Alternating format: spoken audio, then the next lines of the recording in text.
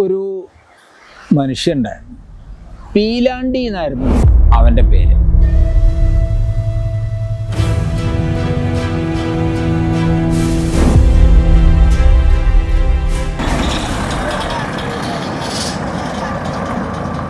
അട്ടപ്പാടിയായിട്ട് എനിക്കൊരു ബന്ധം ഉണ്ടാകുന്നത്, ഈ ബന്ധം കൃഷി സംബന്ധമായിട്ടുള്ളതാണ്. അട്ടപ്പാടിയിൽ ശരിക്ക് രണ്ട് പുഴകളാണ്. ഒന്ന് ഭവാനി, ഒന്ന് ശിരുവാണി. അതിൽ മുത്തികുളം വനമേഖലയിൽ നിന്ന് വരുന്ന ശിരുവാണിപ്പുഴ, അതിലെ വെള്ളം വളരെയധികം തെളിഞ്ഞ വെള്ളമാണ്. ലോകത്തിലെ നാച്ചുറലായിട്ടുള്ള പ്യുവർ വാട്ടറുകളിൽ ഒന്ന് ശിരുവാണിയിലെ വെള്ളമാണത്രേ. ശിരുവാണി പുഴയുടെ മുകളിൽ ഈ മുത്തികുളത്തിന് ചോടയായിട്ട് ഒരു ഡാമുണ്ട്. അത് ബ്രിട്ടീഷുകാരുടെ കാലത്ത് കെട്ടിയതാണ്. ആ ഡാമിൽ നിന്ന് വെള്ളം കൊണ്ടുപോയിട്ടാണ് കോയമ്പത്തൂർ ആവശ്യങ്ങൾ നടത്തിക്കുന്നത്. പിന്നീട് കേരള സർക്കാർ ആ പഴയ ഡാമിൻ്റെ താഴെ വലിയൊരു കോൺക്രീറ്റ് ഡാം പണിത് പഴയ ഡാം വെള്ളത്തിൻ്റെ ഉള്ളിലായിപ്പോയി. ആ ഡാമിന് ഷട്ടറുകളില്ല. ഓവർഫ്ലോ ആയിട്ട് വെള്ളം ഇങ്ങനെ ഒഴുകിക്കൊണ്ടിരിക്കുകയാണ് ചെയ്യുക. അങ്ങനത്തെ ഒരു സ്ഥിതിയിലാണ്. അപ്പോൾ ശിരുവാണിപ്പുഴയിൽ എപ്പോഴും വെള്ളം ഉണ്ടായിരിക്കും. നല്ല വെള്ളമാണ്, അസ്സല് വെള്ളം എന്ന് പറഞ്ഞാൽ അസ്സല് വെള്ളമാണ്. അപ്പം ഇവിടെ അട്ടപ്പാടി എത്താണ്ടായ ഒരു കാരണം എന്ന് പറഞ്ഞാൽ, എൻ്റെ ഒരു സുഹൃത്ത്, ഒരു ഹർഷൽ എന്ന് പറഞ്ഞൊരു വിദ്വാൻ വന്നിട്ട് പറഞ്ഞു, ഇങ്ങനെ അട്ടപ്പാടിയിൽ കുറച്ച് പുഴയുടെ വക്കിന് നല്ല സ്ഥലമുണ്ട്, നമുക്ക് വാഴ വെക്കാൻ പറ്റിയ സ്ഥലമാണ്, വാഴ വെക്കായിരുന്നു. അങ്ങനെ എന്നാൽ ഒന്ന് പോയി കാണാം എന്ന് വെച്ചു. അങ്ങനെ പോയി കാണാം എന്ന് വെച്ചിട്ട് ഞങ്ങൾ അട്ടപ്പാടി വന്ന് കണ്ടു. ശിരുവാണിപ്പുഴയുടെ വക്കത്താണ്. അതിൻ്റെ ഉടമസ്ഥത ഒരു സ്ത്രീക്കാണ്. കൗണ്ടത്തി എന്നാണ് അവരെ പറയുക. അവരുടെ ഭർത്താവ് കൗണ്ടർ പണ്ടെങ്ങാണ്ട് ചിന്ന തടാകം ഭാഗത്തു നിന്ന് കയറി വന്നിട്ട് മണ്ണാർക്കാട് മൂപ്പിൽ നായരുടെ അടുത്ത് നിന്ന് വാങ്ങിയിട്ടുള്ള സ്ഥലമാണ്. കുറച്ചധികം സ്ഥലമുണ്ട്. ഒരു 30 HP ഒരു മോട്ടോറും ഉണ്ട്. അങ്ങനെ ഈ സ്ഥലം ഞങ്ങൾ എടുക്കുക. അപ്പോൾ ഇവരുടെ മകൻ ഉണ്ട്, ഒരു രാജൻ. ഈ രാജൻ മറ്റുള്ളവർക്കൊക്കെ പണിക്ക് പോവുകയാണ്. എന്നിട്ടാണ് വല്ലതുമൊക്കെ ഇവർക്ക് ഇതിങ്ങനെ വെറുതെ കിടക്കുകയാണ് ഈ സ്ഥലം. പിന്നെ പശുവിനെ വളർത്തിയിട്ടുമൊക്കെയാണ് അവർ ജീവിക്കുന്നത്. അങ്ങനെ ഇവരുടെ അടുത്ത് നിന്ന് ഈ സ്ഥലം എടുത്തിട്ട് രാജന് അവിടുത്തെ കാര്യസ്ഥതി ആക്കി വാഴ വെച്ചു. 5000 വാഴ വെച്ചു. അങ്ങനെ അതികേമായി പണിയൊക്കെ നടത്തി. വാഴയൊക്കെ നന്നായി തെളിഞ്ഞു വന്നു. നല്ല മണ്ണ്, നല്ല വെള്ളം, അങ്ങനെയൊക്കെ ആയിട്ട് അങ്ങനെ അവിടെ ആഴ്ചയിൽ 2 പ്രാവശ്യം ഞാൻ പോവും. എന്നിട്ട് പണിയൊക്കെ നോക്കി വേണ്ട നിർദ്ദേശങ്ങളൊക്കെ കൊടുത്ത് ഇങ്ങോട്ട് തന്നെ പോരും. വീണ്ടും പോവും. ആ രാത്രി അവിടെ കിടക്കും, പുഴയിൽ കുളിക്കും. നല്ല സുഖമുള്ള ഒരു അന്തരീക്ഷമാണ്. അവിടെ ധാരാളം ഈ ആദിവാസികൾ ഉള്ള സ്ഥലമാണല്ലോ. കോട്ടമല എന്ന് പറഞ്ഞിട്ടൊരു ഊര് അതിൻ്റെ തൊട്ടടുത്തുണ്ട്. ഈ കോട്ടമല ഊരിലുള്ള കുറേ ആൾക്കാർ അവിടെ പണിക്കുണ്ട്, ജോലിക്കായിട്ട് വരും. അവരുടെ സഹായം ഇല്ലാതെ കൊണ്ട് നമുക്കൊന്നും ചെയ്യാനും സാധിക്കില്ല. അപ്പോൾ ഇത് ആദ്യം കൃഷി തുടങ്ങിയപ്പോൾ തന്നെ ഉണ്ടായത് എന്താന്ന് ചോദിച്ചാൽ, ആദ്യം വേണ്ടത് അവിടെ വേലി കെട്ടലാണ്. വേലി വെച്ചാൽ ഫെൻസിങ്, നമ്മുടെ ടാറ്റയുടെ ഇരുമ്പിൻ്റെ കമ്പി കിട്ടും. ഇതുകൊണ്ട് ഇത്രയും 5-8 ഏക്കർ സ്ഥലം വളച്ച് കെട്ടി ഈ അട്ടപ്പാടിക്കാർ മെക്കറ എന്നാണ് അതിന് പറയുക, ഒരു സാധനമുണ്ട്. അത് കറണ്ടിന് ബാറ്ററി ചാർജ് ആക്കിയിട്ട് ഇടവിട്ട് ഇലക്ട്രിക് ഫെൻസിങ്, കറണ്ട് പോവും. അത് പന്നിക്കും ആനയ്ക്കുമാണ് പ്രധാനമായിട്ട്. ഇവരാണ് വിള നശിപ്പിക്കുക. ആനയ്ക്കുള്ള കമ്പി 2 പന്നിക്ക് 3 കമ്പിയും, അങ്ങനെ 5 കമ്പിയായിട്ടാണ് ഇത് കെട്ടുക. ഒരിക്കലും ഒരു പുൽക്കൊടി പോലും തൊട്ടത് എർത്താവരുത്. എർത്തായാൽ പിന്നെ ഇതിൽ നിന്ന് കറണ്ട് അടിക്കില്ല. കറണ്ട് അടിക്കില്ല എന്ന് മാത്രമല്ല, അത് കൊണ്ട് വെറുതെയാണ് ആ വേലി. ഏതായാലും ഇങ്ങനെ വേലിയൊക്കെ കെട്ടി അതിൻ്റെ ഒത്ത മുകളിൽ ഒരു ചെറിയ ഷെഡ് മാതിരി ഒരു തട്ടൊക്കെ ഉണ്ടാക്കി, മുളയൊക്കെ വെച്ച് ഒരു തട്ട്, പുല്ലൊക്കെ മേഞ്ഞ് ഒരു തട്ടൊക്കെ ഉണ്ടാക്കി. അവിടെയാണ് ഈ പണിയായുധങ്ങൾ മറ്റ് സാധനങ്ങളൊക്കെ അതിൻ്റെ അടിയിൽ സൂക്ഷിക്കും. 1-2 നായ്ക്കൾ അവിടെ വന്നുകൂടി. അവിടെ തന്നെ ചെറിയൊരു അടുപ്പ്, കുറച്ച് പാത്രം, അങ്ങനെയൊക്കെയാണ് ഉണ്ടായിരുന്നത്. അവിടെ കിടക്കും. പിന്നെ ഈ മോട്ടോർ അടിച്ച് നനയ്ക്കും. ശിരുവാണിപ്പുഴയിൽ കുളി, ഇവരുടെ വക മീൻപിടുത്തം, അങ്ങനെയൊക്കെ പല അഭ്യാസങ്ങളും നടന്നുകൊണ്ട് ഉള്ളൊരു രസമുള്ളൊരു കാലഘട്ടമായിരുന്നു. ഈ പണിക്കാരുടെ ഇടയിൽ ഒരു മനുഷ്യനുണ്ടായിരുന്നു. പീലാണ്ടി എന്നായിരുന്നു അവൻ്റെ പേര്. പീലാണ്ടിയുടെ പ്രധാന വിനോദം എന്ന് പറയുന്നത് മീൻപിടുത്ത. ഈ ശിരുവാണിപ്പുഴയിൽ ധാരാളം ശുദ്ധജല മത്സ്യങ്ങൾ ഉണ്ട്. പല ടൈപ്പ്. അത് 4 വണ്ണമുള്ളതൊക്കെ ഉണ്ട്. അത്ര വലുപ്പമുള്ള വലിയ മത്സ്യങ്ങൾ വരെ ഉണ്ട്. മഞ്ഞളേട്ട എന്നൊക്കെ പറയുന്ന മത്സ്യത്തിനൊക്കെ ഞാൻ ഇവിടെ വെച്ചിട്ടാണ് കണ്ടത്. ഇയാള് രാത്രി ആയാൽ ഒരു 6-7 കിലോമീറ്റർ ഈ പുഴയുടെ വക്കിന് നടക്കും. എന്നിട്ട് ചൂണ്ടൽ കെട്ടിയിടും. അതിരാവിലെ പോയിട്ട് ഈ ചൂണ്ടൽ ഇയാൾ ശേഖരിക്കും. അതിൽ ഒരു 50 ചൂണ്ടൽ കെട്ടിയാൽ ഒരു 7-8 ചൂണ്ടലുമെങ്കിലും മത്സ്യം കുടുങ്ങിയിട്ടുണ്ടാവും. ഇതിന് ഇയാൾ എന്ത് ചെയ്യും? കച്ചവടമാക്കും. ആർക്കെങ്കിലും രാവിലെ പീലാണ്ടിയെ കണ്ടാൽ നല്ല പുഴ മത്സ്യം കിട്ടും എന്നുള്ള സ്ഥിതി വന്നു. ആൾക്കാർക്കറിയാം പീലാണ്ടി ഇത് കച്ചവടമാക്കും. പീലാണ്ടിക്ക് ആവശ്യമായ കാശായാൽ പീലാണ്ടി എന്ത് ചെയ്യും? ബാക്കി ചിലപ്പോൾ വെറുതെ കൊടുത്തൊന്നും വരും. അങ്ങനെയുണ്ട് കേട്ടോ. അങ്ങനെ പീലാണ്ടി പിന്നെ ചെയ്യുക, അതുകൊണ്ട് കള്ളുടിക്കുക. ഈ അട്ടപ്പാടി ഡ്രൈ ഏരിയ ആക്കിയിട്ട് ഗവൺമെന്റ് പ്രഖ്യാപിച്ചു വിചാരിച്ചാലും ഇത്രയധികം മദ്യം കിട്ടുന്ന ഒരു സ്ഥലം വേറെ ഇല്ല എന്നുള്ളതാണ്. ഒക്കെ കള്ളത്തരത്തിലാണ്. ഇനി ഇതൊന്നും അല്ല വെച്ചാൽ ആനക്കട്ടി എന്ന് പറഞ്ഞ സ്ഥലത്ത് പോയിട്ടുണ്ടെങ്കിൽ പകുതി അവിടുന്ന് ആനക്കട്ടി, പകുതി കേരളവും പകുതി തമിഴ്നാടുമാണ്. ഈ കേരളത്തിൽ കിട്ടിയില്ലെങ്കിലും തമിഴ്നാട്ടിൽ കിട്ടും. 100 മീറ്ററിൽ 50 മീറ്റർ കിട്ടില്ല, ബാക്കി 50 മീറ്ററിൽ കിട്ടും. അപ്പോൾ ആൾക്കാരൊക്കെ ബസ് കയറി അങ്ങോട്ട് പോവും, അവിടുന്ന് കഴിച്ചു പോരും. അല്ലാത്തവർ അല്ലാത്ത വിധം സ്വയംകൃതം ഉണ്ട്, പല വിധത്തിൽ അവിടെ ഉണ്ട്. ഇങ്ങനെ ഇയാൾ പിന്നെ സന്തോഷവാനായിട്ട് അന്ന് അങ്ങനെ കഴിഞ്ഞു കൂടും. ചിലപ്പോൾ പണിക്ക് പോയി എന്ന് വരും. എൻ്റെ അടുത്ത് സ്ഥിരമായിട്ട് പണിക്ക് വന്നിരുന്നു. മീൻപിടുത്തം ഉണ്ട് അതിൻ്റെ ഇടയിൽ.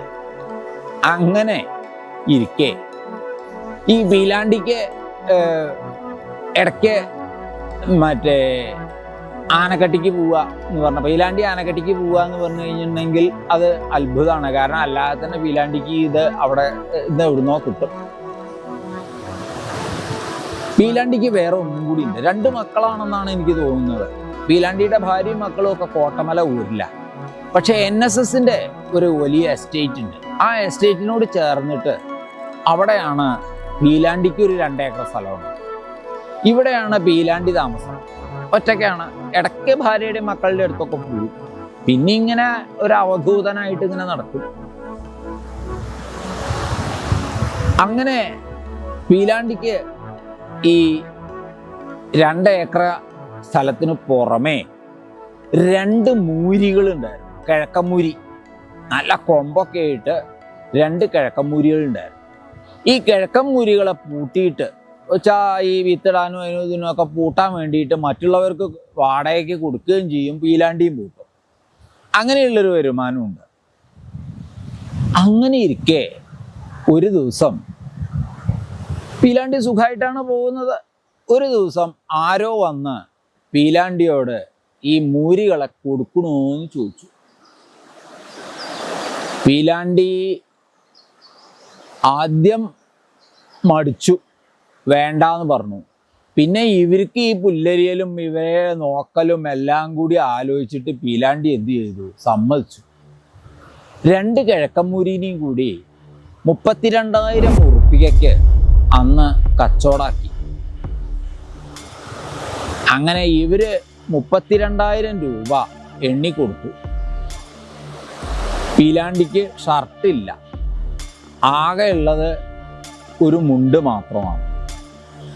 ഈ മുണ്ടിൻ്റെ മടക്കിക്കുത്തിൽ പീലാണ്ടിയുടെ മുറുക്കാമ്പൊതിയുണ്ട്, പീലാണ്ടിയുടെ ചൂണ്ടക്കുളത്തുകളുണ്ട്, എല്ലാമായിട്ടുള്ള പീലാണ്ടിയുടെ സർവസ്വവും ഈ മടക്കിക്കുത്തിലാണ്. ഇവിടെ ഇങ്ങനെ അരയുടെ ഈ ഭാഗത്തായിട്ട് ഒരു ഉണ്ട കാണും. അത് മുണ്ടിൻ്റെ ഒരു കോന്തല. അതിലാണ് പീലാണ്ടിയുടെ സർവസ്വവും എല്ലാം. ഈ 32,000 ഉറുപ്പ്യ എണ്ണി കൊടുത്തു. 32,000 ഉറുപ്പ്യ എണ്ണാൻ തന്നെ പീലാണ്ടിക്ക് കഷ്ടിയ. കൊടുത്തത് വാങ്ങി വെച്ചു. അവര് മൂരികൾ അഴിച്ചു കൊണ്ടുപോയി. ഈ കാശ് എവിടെ വെക്കും? പീലാണ്ടി ആലോചിച്ച് ഒരു പാകുമില്ല. എവിടെയും വെക്കാൻ പറ്റിയോടല്ല. ഒടുക്കം മടിയിൽ വെച്ചു. അന്ന് വൈകുന്നേരം ചൂണ്ട കെട്ടാൻ പീലാണ്ടി പുഴയിലേക്ക് പോയപ്പോഴാണ് ഇതിൻ്റെ അപകടം മനസ്സിലായത്. വെള്ളത്തിൽ ഇറങ്ങാൻ വയ്യ, കാശ് നനയും, എവിടെയെങ്കിലും ചാടിപ്പോകുമോ എന്നുള്ള പേടി. ഇടയ്ക്കിടയ്ക്ക് മടി തപ്പി നോക്കണം, ആരെങ്കിലും എടുത്തു കൊണ്ടുപോകുമോ എന്നുള്ള പേടി. അന്ന് പീലാണ്ടിക്ക് മീൻ പിടിക്കാൻ ചൂണ്ടൽ കെട്ടാൻ സാധിച്ചില്ല. അന്നത്തെ ദിവസം അങ്ങനെ കഴിഞ്ഞു. രാത്രി ഉറക്കും കഷ്ടിയായി. കാരണം ഉറങ്ങുന്ന നേരത്ത് ഇത് നഷ്ടപ്പെട്ടാലോ, അങ്ങനെയാവാലോ. ഏതായാലും പീലാണ്ടി ഒരുവിധം നേരം വെളിച്ചേക്കി. പിറ്റേ ദിവസം നേരം വെളിച്ചേയി വൈകുന്നേരം ആവുന്നത് വരെ ഈ 32,000 ഉറുപ്പികയും കാത്ത് പീലാണ്ടി കഴിഞ്ഞു. പീലാണ്ടിക്ക് ശരിക്കും ഭക്ഷണം കഴിക്കാൻ പറ്റിയില്ല. പീലാണ്ടിയുടെ ഇഷ്ടങ്ങളൊന്നും നടന്നില്ല, ഒരു വസ്തു നടന്നില്ല. ഇതൊരു ബാധ്യതയായിട്ട് പീലാണ്ടിക്ക് ക്രമേണ ബോധ്യപ്പെടാൻ തുടങ്ങി. അങ്ങനെ പീലാണ്ടി ആരോടും ഒന്നും മിണ്ടുന്നില്ല. ധാരാളം ചിരിച്ച് സംസാരിച്ചിരുന്ന, പല്ല് കമ്മിയായിട്ട് ആ തൊണ്ണൂണ്ട് വർത്താനം പറഞ്ഞിരുന്ന പീലാണ്ടി മിണ്ടാണ്ടേ ആലോചിച്ച് ഇങ്ങനെ ഇരിക്കുകയായി ഒരു സ്ഥലത്ത്. എല്ലാവരും എന്താ പീലാണ്ടിക്ക് പറ്റിയേ എന്ന് വിചാരിച്ചു. സംഗതി കാശ. ഈ കാശ് എന്ത് ചെയ്യും എന്നുള്ള തോന്നല.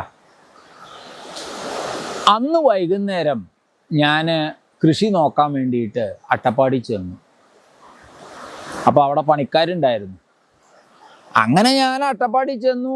അവിടെ സാധാരണ മട്ടിൽ നമ്മുടെ കാര്യങ്ങളൊക്കെ ആയി. അപ്പോൾ ആരോ പറഞ്ഞു പീലാണ്ടി വരുന്നുണ്ട്. അപ്പോൾ പീലാണ്ടി ഇങ്ങനെ എൻ്റെ ആ കെട്ടിയുണ്ടാക്കിയ ഷെഡിലേക്ക് കയറി വരുന്നുണ്ട്. കയറി വന്നു. സാധാരണ പീലാണ്ടി, ഒരുപാട് സംസാരിക്കുന്ന പീലാണ്ടി ഒന്നും മിണ്ടിയതൊന്നുമില്ല.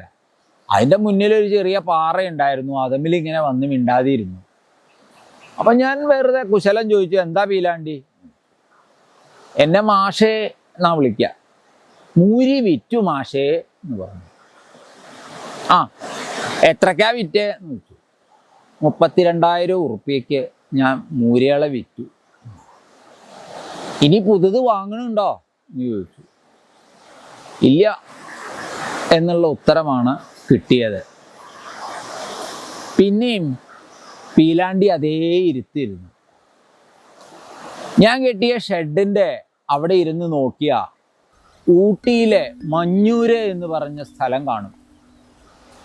സന്ധ്യയായ മലമുകളിൽ ഒരുപാട് ലൈറ്റുകൾ തെളിയും. ആ ലൈറ്റുകൾ തെളിയുന്ന അതാണ് മഞ്ഞൂര്. നല്ല ഭംഗിയാണത് കാണാൻ. പീലാണ്ടി ആ വടക്കോട്ട് നോക്കി അങ്ങനെ ഇരിക്കുന്നുണ്ട്. ഞാൻ ചോദിച്ചു, എന്താ പീലാണ്ടി പ്രശ്നം? ഒന്നുമില്ല എന്നും പറഞ്ഞ് പീലാണ്ടി അവിടെ ഇരുന്നു. പിന്നെ പീലാണ്ടിക്ക് ചോറ് വിളമ്പിക്കൊടുത്തു രാത്രി. പീലാണ്ടി അന്ന് വീട്ടിൽ പോയില്ല. സാധാരണ എത്ര വൈകിയാലും വീട്ടിൽ പോകുന്ന പീലാണ്ടിയാണ്. കാരണം അവിടെ 2 മൂരികളുണ്ട്, അവയ്ക്ക് തിന്നാൻ കൊടുക്കണം, വെള്ളം കാണിക്കണം, ഇതിനൊക്കെ ആയി വീട്ടിൽ പോകണം. പീലാണ്ടിക്ക് ഭാര്യയെയും മക്കളെയും കൂടുതൽ ഇഷ്ടം ആ മൂരികളോടായിരുന്നു. അവരുമായാണ് കൂടുതൽ ഇടപഴകിയത്. പീലാണ്ടി പോയില്ല, അവിടെ തന്നെ ഇരുന്നു. ചോറ് ഉണ്ടൂന്ന് വരുത്തി ബാക്കി അവിടെ 1-2 നായ്ക്കളുണ്ട്, അവറ്റങ്ങൾക്ക് ഇട്ട് കൊടുത്തു. ഒരു മുറിബീഡിയും വലിച്ച് പീലാണ്ടി അതേ ഇരുത്തായിരുന്നു. എന്താ പീലാണ്ടിയുടെ പ്രശ്നം എന്നുള്ളത് ആർക്കും അറിയുന്നില്ല. പീലാണ്ടിക്ക് മാത്രമേ അറിയൂ. പീലാണ്ടിക്ക് വേറൊരു കഴിവുണ്ടായിരുന്നു. ആദിവാസികളുടെ ഇടയിൽ മരിച്ചു കഴിഞ്ഞിട്ടുണ്ടെങ്കിൽ ചീരണി എന്ന് പറഞ്ഞിട്ടൊരു ചടങ്ങുണ്ട്. അതെങ്ങനെയാന്ന് ചോദിച്ചാൽ കൊട്ടും പാട്ടും ഒക്കെ ഉണ്ട്. അത് എത്രാമത്തെ ഒരു ദിവസം മരിച്ചിട്ട് 41 അങ്ങനെ എങ്ങനെയോ ഒരു ദിവസത്തിലാണ് അവരത് കഴിച്ചു കൂട്ടുക. അന്ന് നൃത്തം, അവരുടെ പാട്ട്, കൊട്ട്. അപ്പോൾ ഈ കൊട്ടിൻ്റെ ഒപ്പം ഒരു കുഴലുണ്ട്, ചീനിക്കുഴൽ, നമ്മുടെ കുറുങ്കുഴൽ പോലെ തന്നെ. ഇത് വായിക്കാൻ പീലാണ്ടി ബഹുമിടുക്കനായിരുന്നു. ബഹുമിടുക്കൻ എന്ന് വെച്ചാൽ ബഹുമിടുക്കൻ. പല്ലില്ലെങ്കിലും ശരി, നന്നായിട്ട് അതുമെന്ന് ശബ്ദം പുറപ്പെടുവിക്കും. അന്ന് പീലാണ്ടിയുടെ കൈവശത്തിൽ ഈ ചീനിക്കുഴൽ ഉണ്ടായിരുന്നു. എങ്ങനെയാ അത് കൊണ്ടുവന്നതെന്ന് എനിക്കറിയില്ല. രാത്രി ഞാൻ ഉറക്കം പിടിച്ചു. കുറേ കഴിഞ്ഞ് നോക്കിയപ്പോൾ പീലാണ്ടി ഇരുന്നിട്ട് ഈ ചീനിക്കുഴൽ ഊതുകയാണ്. ഒരു വിഷാദ ഛായ. ഏതോ നമ്മൾ ഒരു ആർട്ട് ഫിലിം കാണുന്ന ഒരു ഇതുപോലെയൊക്കെയാണ് എനിക്ക് തോന്നിയത്. കുറച്ചു നേരം ഞാനത് കേട്ടിരുന്നു. പിന്നെ ഞാൻ എപ്പോഴോ ഉറങ്ങിപ്പോയി. പിറ്റേ ദിവസം വീണ്ടും രാവിലെ പീലാണ്ടി പണിക്കിറങ്ങിയില്ല. പീലാണ്ടി ആ ഇരുത്തം അവിടെ അങ്ങനെ ഇരിക്കുക. അപ്പോൾ പീലാണ്ടിയോട് പണിക്കില്ലേ എന്ന് ചോദിച്ചു. ഒരു സുഖം തോന്നണില്ല എന്നുള്ള മറുപടിയാണ് കിട്ടിയത്. അങ്ങനെ ഞാൻ അന്ന് പണിക്കാർക്ക് വേണ്ടുന്നതൊക്കെ കൊടുത്ത് കൂലിയും മറ്റു കാര്യങ്ങളൊക്കെ കൊടുത്ത് ഞാൻ തിരിച്ചു പോന്നു. അടുത്ത പ്രാവശ്യം ഞാൻ ചെന്നപ്പോൾ ഗൂളിക്കടവിന്ന് പീലാണ്ടിയെ കണ്ടു. പീലാണ്ടി പഴയ പീലാണ്ടിയായി അതീവ സന്തോഷവാനായി നടക്കുന്നു. കണ്ടവരോടൊക്കെ വർത്തമാനം പറയുന്നു. കാക്കേനോടും പൂച്ചേനോടും കന്നിനോടും കഴുതയോടും ഒക്കെ വർത്തമാനം പറയുന്നു. അപ്പൊ പീലാണ്ടി ഫിറ്റാണെന്ന് മനസ്സിലായി. എന്നെ കണ്ടപ്പോൾ എന്നോടും വർത്തമാനം പറഞ്ഞു. മാഷ അങ്ങടാണെങ്കിൽ ഞാനും ഉണ്ടെന്ന് പറഞ്ഞു. അങ്ങനെ എൻ്റെ വണ്ടിയിൽ കൊത്തിപ്പിടിച്ച് കയറി. ഒരു ബൈക്ക് ഉണ്ടായിരുന്നു. ആ ബൈക്കുമ്മിൽ കൊത്തിപ്പിടിച്ച് കയറി വീഴരുത് കേട്ടോ എന്നൊക്കെ പറഞ്ഞു. ഒരു വിധം ഇങ്ങോട്ട് കൊണ്ടുവന്നു. പീലാണ്ടി ഇങ്ങനെ സന്തോഷവാനാവാനുള്ള കാരണം എന്താണെന്നുള്ളത് നമ്മുടെ രാജൻ എന്ന് പറയുന്ന കാര്യസ്ഥനോട് ഞാൻ ചോദിച്ചു. അപ്പം രാജൻ വലിയൊരു ചിരിയിരിച്ചു. എന്നിട്ട് പറഞ്ഞു, പീലാണ്ടിയുടെ പ്രശ്നം മൂരിയെ വിറ്റ കാശായിരുന്നു എന്ന് പറഞ്ഞു. മൂരിയെ വിറ്റ കാശ് ചോദിച്ചു. അതെ, 32,000 ഉറുപ്പിക മടിയിൽ വെച്ച് നടന്നു. അതൊരു ബാധ്യതയായിട്ട് പീലാണ്ടിക്ക് തോന്നി. മാഷ് പോയില്ലേ, അതിൻ്റെ പിറ്റേ ദിവസം കൂടി പീലാണ്ടി ഇതുപോലെ ആരോടും മിണ്ടാതെ, കുളിക്കാതെ, മീൻ പിടിക്കാതെ, പീലാണ്ടിയുടെ ഇഷ്ടങ്ങളൊന്നും ചെയ്യാണ്ട് നടന്നു. ഒടുക്കം പീലാണ്ടി ഒരു കാര്യം തീരുമാനിച്ചു. എങ്ങനെയെങ്കിലും ഈ കാശ് കയ്യിൽ നിന്ന് ഒഴിവാക്കാം. അന്ന് അട്ടപ്പാടി ആനക്കട്ടി റൂട്ടിൽ മയിൽവാഹനത്തിൻ്റെ കുത്തകയാണ്. മയിൽവാഹനം ബസ് മാത്രമേ ഉള്ളൂ. ഒരു KSRTC മറ്റോ ഉണ്ട്. 10-11 മയിൽവാഹനങ്ങൾ ഓടുന്നുണ്ട്. ചുവന്ന മയിൽ, ആ റോസ് മയിൽ. നേരെ ഗൂളിക്കടവിലേക്ക് പീലാണ്ടി നടന്നു. ഏതോ ഒരു മയിൽവാഹനത്തിൽ കയറി ആനക്കട്ടി പോയി ഇറങ്ങി. അടുത്ത 3 ദിവസം പീലാണ്ടി ആനക്കട്ടിയിലായിരുന്നു. ആനക്കട്ടിയിലെ രാജാവ് പീലാണ്ടിയായിരുന്നു. കണ്ടവർക്കൊക്കെ പീലാണ്ടി കള്ളു വാങ്ങിക്കൊടുത്തു. പീലാണ്ടിയും ധാരാളം കുടിച്ചു. ഓരോരുത്തർക്കും അവിടെ പീലാണ്ടിയുടെ പരിചയത്തിലും പരിചയമില്ലാത്തവർക്കും വെറുതെ കലുങ്കിൽ വർത്താനം പറഞ്ഞിരിക്കുകയാണെങ്കിൽ അവരെയും വിളിച്ചുകൊണ്ടുപോയിട്ട് പീലാണ്ടി വാങ്ങിക്കൊടുത്തു. അങ്ങനെ 3 ദിവസം തുടർച്ചയായിട്ട് ആഘോഷിച്ചു പീലാണ്ടി. ഒടുവിൽ തിരിച്ചു പോരാൻ 5 പൈസ ഇല്ല. ആ സമയത്ത് തലേ ദിവസം കള്ള് വാങ്ങിക്കൊടുത്ത ആരുടെയോ അടുത്ത് നിന്ന് ഒരു 5 രൂപ കടം വാങ്ങി ഗൂളിക്കടവിലേക്ക് തിരിച്ചു പോരുന്ന മയിൽവാഹനത്തിൽ കയറി ഗൂളിക്കടവ് വന്ന് ഇറങ്ങി നേരെ വീട്ടിൽ വന്നു. അന്ന് വൈകുന്നേരം പുഴയിൽ വീണ്ടും ചൂണ്ട കെട്ടാൻ ഇറങ്ങി. ഇങ്ങനെ ഉള്ള ഒരു മനുഷ്യൻ. ഞാൻ ഇത്രയധികം അത്ഭുതപ്പെട്ട ഒരു സംഗതിയില്ല. ആ കാശ് 3 ദിവസം കൊണ്ട് 32,000 രൂപ തർപ്പണം വെച്ചു. അപ്പോഴാണ് പീലാണ്ടിക്ക് ശ്വാസം വീണത്. നമ്മൾ ആലോചിച്ചു നോക്കാം, ഈ കാശും പണം ഉണ്ടാക്കാൻ വേണ്ടിയിട്ട് ഓരോരുത്തർ ഓടി നടക്കണം. ഞാനും ഒരു പരിധി വരെ ഈ കൃഷിക്ക് വേണ്ടി ഇവിടെ എത്തിയത് 5000 വാഴ വെച്ചത് കാശുണ്ടാക്കാൻ വേണ്ടിയിട്ടാണ്. ഞാൻ ആലോചിച്ചു പീലാണ്ടിയുടെ ആ ഒരു സന്തോഷം. ആൾക്കാർക്ക് ഓരോരോ മട്ടിലാണല്ലോ ദൈവം സന്തോഷം കൊടുക്കുന്നത്. പീലാണ്ടി പഴയ പീലാണ്ടിയായി. ഈ പീലാണ്ടിയുടെ ജീവിതത്തിൽ പിന്നീട് അതീവ ദുഃഖകരമായ ഒരു സംഗതി വന്നു. അത് ഈ പുഴയുടെ മേലെ ഭാഗത്തെ മലയ്ക്ക് സാമ്പാർകോട് എന്ന് പറയും. ഈ സാമ്പാർകോട് ഭാഗത്ത് ഷോളയൂർ ഭാഗത്തു നിന്ന് വന്നിട്ടുള്ള ഒരു ആനയുണ്ടായിരുന്നു. ആ ആന ഇടയ്ക്കിടയ്ക്ക് നമ്മുടെ കൃഷിയിടത്തിൽ വരും, വാഴ ഇടയ്ക്ക് നശിപ്പിക്കും. 5000 വാഴ വെച്ച ഞാൻ 3200 വാഴയാണ് കൊടുത്തത്, കൊലയാണ് കൊടുത്തത്. ബാക്കി 1800 വാഴയും നശിപ്പിച്ച് ആന.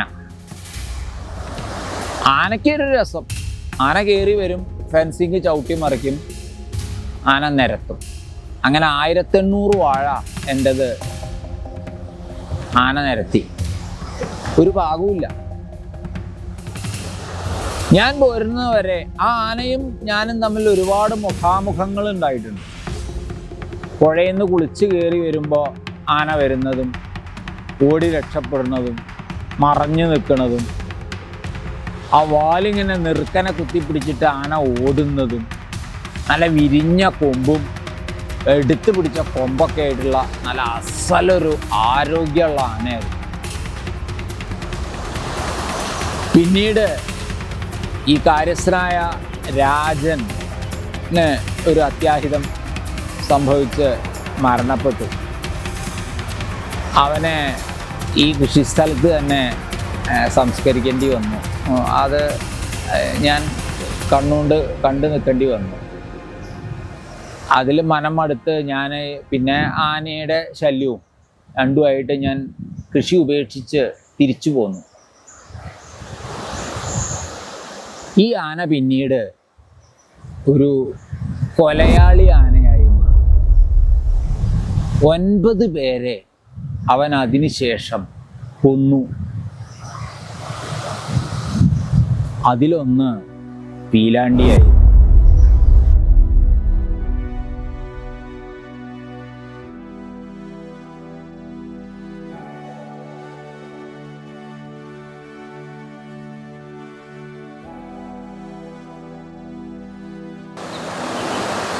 നാട്ടുകാർ പീലാണ്ടി എന്ന് വിളിച്ച ആ ആന അവിടെ എത്തിയപ്പോൾ ഫോറസ്റ്റ് വകുപ്പ് ചന്ദ്രശേഖരൻ എന്ന് പേരിട്ടു.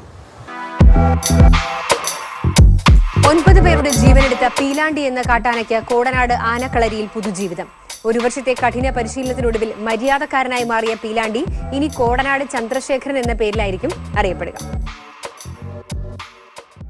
അതിലൊരുപാട് എതിർപ്പുകൾ പല കോണുകളിൽ നിന്നും വന്നപ്പോൾ പീലാണ്ടി എന്നുള്ള പഴയ പേര് തന്നെ വേണം എന്നൊക്കെ വന്നു. ഏതായാലും ആ കൺസർവേറ്റർക്ക് കുറച്ച് നർമ്മബോധമുള്ളത് കൊണ്ട് പീലാണ്ടി ചന്ദ്രു എന്നാക്കി മാറ്റി. ആ ആന ഇപ്പോൾ കോടനാട്ടുണ്ട്.